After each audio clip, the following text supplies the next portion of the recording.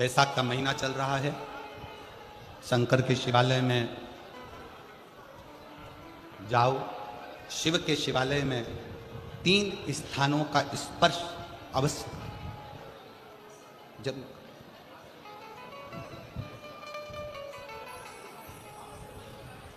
किसी किसी मंदिर में शंकर जी के शिवलिंग को छूने नहीं देते, जैसे दक्षिण साइड में, साउथ में, तो अपने ही घर में जो शिवलिंग है उसके 3 स्थानों का स्पर्श अवश्य समझिए।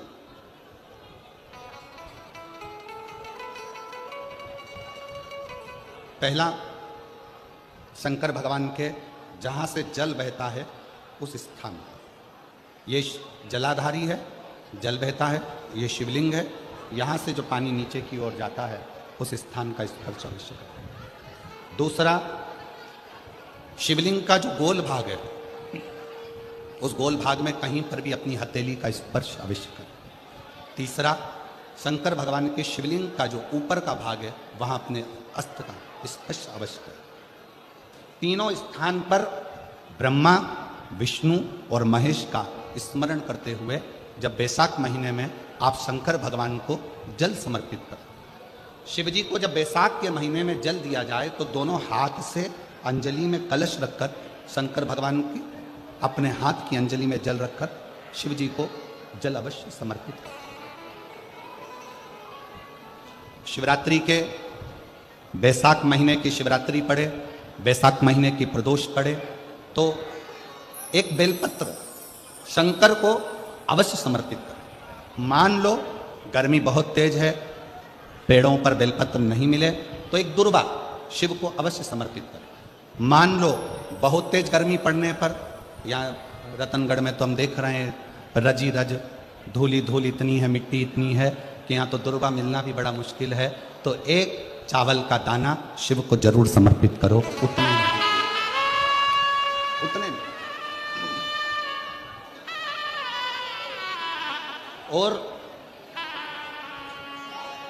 बैसाख महीने में सबसे ज्यादा जरूरी है, जो सबसे ज्यादा जरूरी है बैसाख महीने में, वो जलाशय अर्थात अपने घर के नजदीक में कोई पानी का स्थान हो, जलाशय हो, वहाँ का जल शिव को समर्पित करना, या शिव के नंदी के पास में। और हम तो कहेंगे शंकर का नंदी केवल मंदिर में मत देखो, आपके घर के आसपास में हमारे मारवाड़ की पहले की रीति रही है।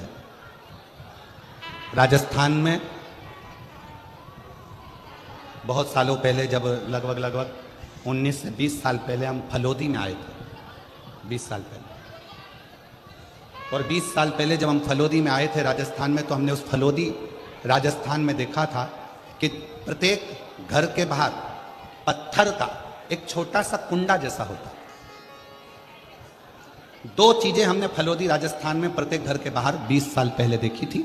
एक इतना बड़ा कुंडा पत्थर का जिसमें लोग भोजन रख देते हैं, और एक बड़ा सारा कुंडा जिसमें लोग पानी भर देते हैं, जिससे चिड़िया, पशु, पक्षी, गौ माता सब उस पानी को पीती रहे और आपका और हमारा कल्याण होता रहे। इस भाव से प्रयास करो, शिव जी को तो जल समर्पित करो।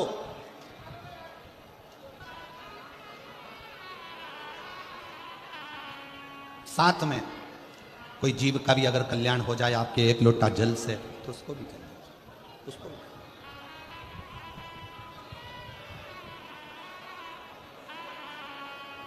शंकर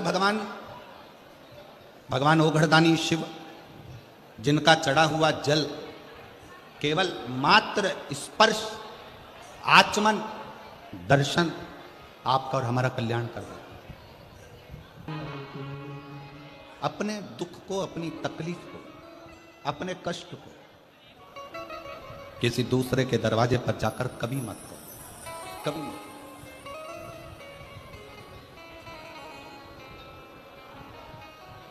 अपने दुख को, अपनी तकलीफ को शिव जी के मंदिर में जब एक लोटा जल चढ़ाने के लिए जाओ, जब शिवालय में एक लोटा जल लेकर जाओ, जल चढ़ाते समय पंचाक्षर षडाक्षर मंत्र का जाप श्री शिवाय नमस्तुभ्यम का जाप करो। और जब शिवलिंग जलाधारी ये चरण जहाँ से पानी बहकर नीचे गिरता है, वहाँ अपने हाथ को लगाकर अपने दुख को, अपनी तकलीफ को शंकर के उस अशोक सुंदरी गणेश कार्तिकेय के स्थान का स्पर्श करते हुए बाबा से जरूर कहो कि जैसे ये तुम्हारी बेटी है उसी तरह मैं तुम्हारी बेटी हूँ, जैसे तुम्हारे ये बेटे हैं वैसे मैं तुम्हारा बेटा हूँ। इनके दुख को आपने मिटाया था, मुझे भी अपनी बेटी मानकर मेरे दुख को मिटा दीजिए, मेरे दुख को समाप्त कर। किसी से मत कहो पर शिव से कहो, शंकर से।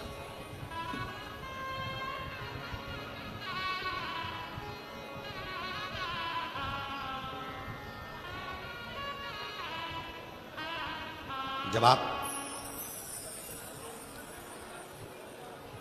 चरण पकड़कर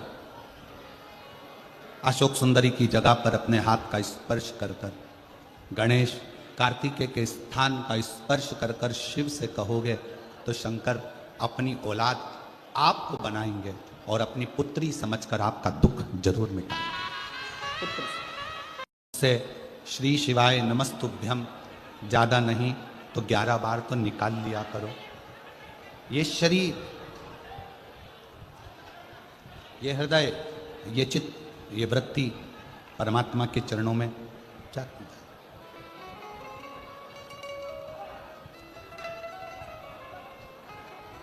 दुख है ना, शिव से कहो।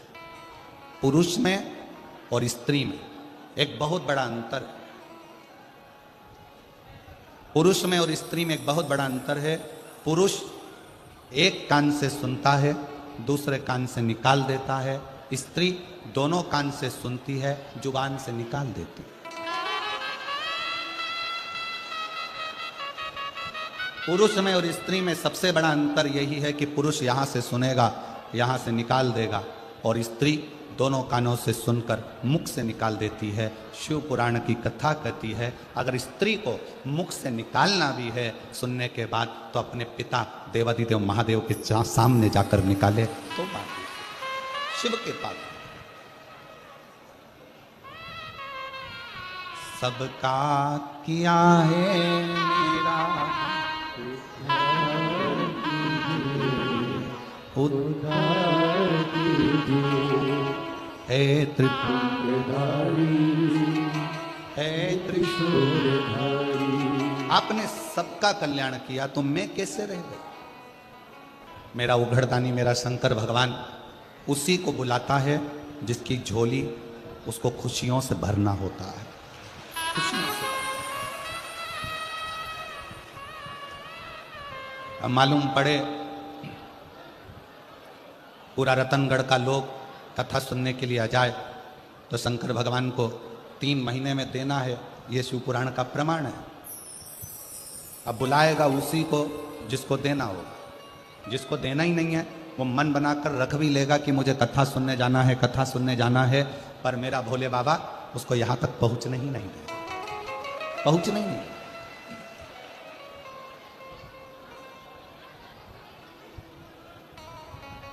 कल कथा में अपन ने श्रवण किया था कि संकल्प आपका होता है और पूरा करने वाला देवादिदेव महादेव।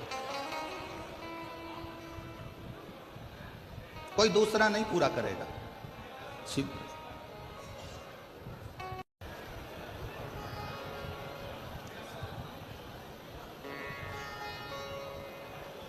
भाई श्री हनुमान प्रसाद जी पोद्धर जी ने अपनी वाणी में कल्याण के शिव अंक में, अगर बन सके तो आप पढ़िएगा, कल्याण के शिव अंक में भाई श्री ने एक लाइन लिखी है। भाई श्री ने अपनी वाणी में लिखा कि भगवान को पाने के लिए अगर तुम अपने दिल से एक बार अगर मुख से कह दोगे कि हे प्रभु मैं तुम्हारा हूं और तुम मेरे हो, बस ये बात अगर दिल से कह दी तो परमात्मा भी तुम्हारा हो जाता है और तुम परमात्मा के हो जाते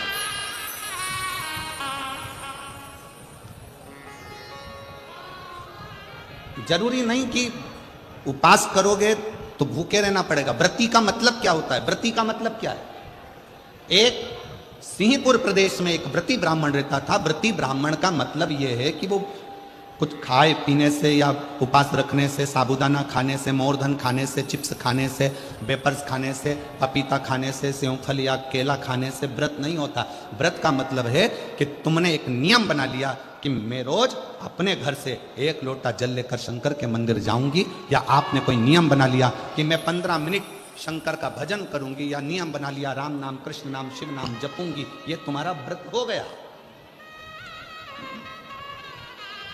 तुम व्रती हो गए, ये व्रत तुमने धारण कर लिया।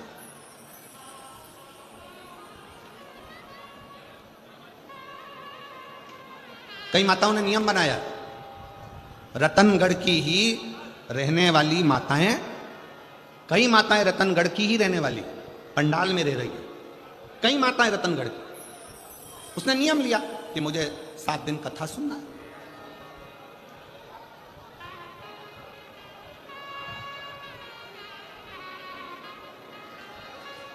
उसका नियम था, व्रती है। व्रत करने का मतलब यह नहीं है कि तुमने उपास करा, कुछ खाया पीना छोड़ दिया, कुछ खाना पीना छोड़ दिया तो भगवान तुमसे प्रसन्न हो जाएगा। शिव महापुराण की कथा कहती है, शंकर भगवान की कथा कहती है, यहाँ शिव पुराण कहती है कि आपका एक व्रत, कुछ भी अपनी जिंदगी में एक संकल्प, एक नियम ले लो, शिव पूरा कर देगा, व्रती हो गया। एक ब्राह्मण रहता था, बड़ा व्रती था, महाव्रती।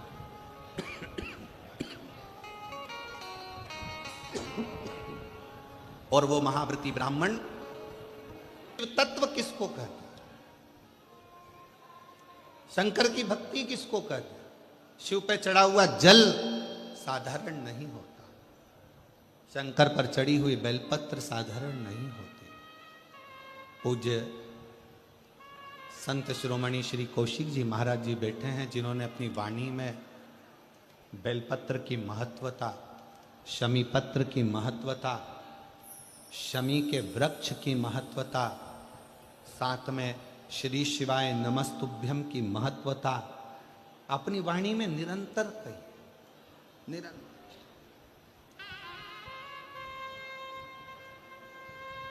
शिव जल साधारण नहीं है, शंकर की भक्ति साधारण नहीं है, शिव स्मरण साधारण है।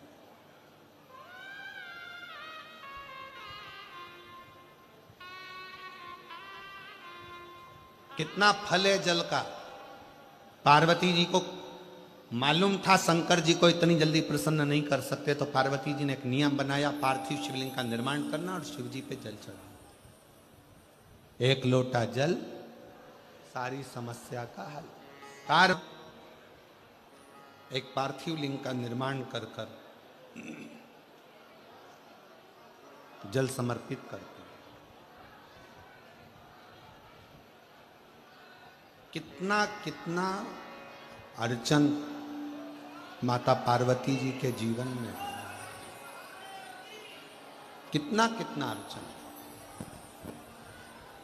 माता पार्वती मैया जब जब जल भरने के लिए जलाशय में जाती हैं और शिव जी को जल चढ़ाने के लिए लेकर आती हैं, तो बीच में मगर उनको रोक लेते।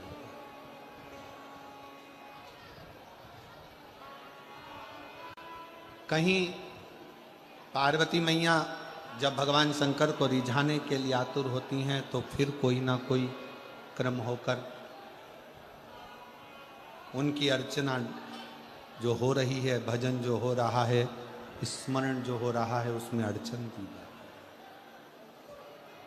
शिव महापुराण की कथा कहती है कि जब भी आप कोई तप करेंगे, साधना करेंगे, भजन करेंगे, कीर्तन करेंगे, मंत्र जाप करेंगे, नाम जाप करेंगे, स्मरण करेंगे, तो थोड़ी ना थोड़ी अड़चन बीच में आएगी, आती है। और उसमें घबराना नहीं है। उस अड़चन में अपन को घबराने का काम नहीं है। एक बड़ा सुंदर व्याख्यान वर्णन है। मान लो किसी काम के लिए आप बहुत दिनों से लगे हुए हो और वो कार्य पूर्ण नहीं हो रहा, बहुत दिनों से लगे हो, मेरा ये कार्य होना चाहिए, मेरा ये कार्य होना चाहिए, मेरा ये कार्य होना चाहिए, और नहीं हो रहा। तो शिव महापुराण का एक बड़ा सुंदर सा भाव कहा, बहुत सुंदर सा भाव वर्णन किया कि बेलपत्र का जो नीचे का जो भाग होता है, बेलपत्र के जो नीचे का जो भाग है, इस नीचे के भाग में थोड़ा सा गाय का घृत, देसी गाय का थोड़ा सा घी घृत इस नीचे के भाग में लगा लेना चाहिए। ये उनके लिए भी है जो बहुत दिनों से कोई कार्य करना चाह रहे हैं पर हो नहीं रहा, बहुत दिनों से लगे हुए हैं, आज होगा, कल होगा, परसों होगा, कोई फाइल अदालत में अटकी हुई है, कोई प्रशासनिक कार्य अटका हुआ है, कोई कार्य अटक रहा है, उसके लिए बहुत जरूरी। नीचे की जो डंडी है उसमें घृत लगा लो, घी गाय का, और इस 2 पत्ती और बीच की पत्ती के बीच का जो डंडी का भाग है, बीच की जो डंडी का भाग है, इसमें लाल चंदन लगा लीजिए, बीच के भाग में लाल चंदन। और किसी भी प्रदोष के दिन प्रातः से लेकर शाम तक के बीच में, प्रदोष काल के मध्य तक के बीच में कभी भी इस बेलपत्र को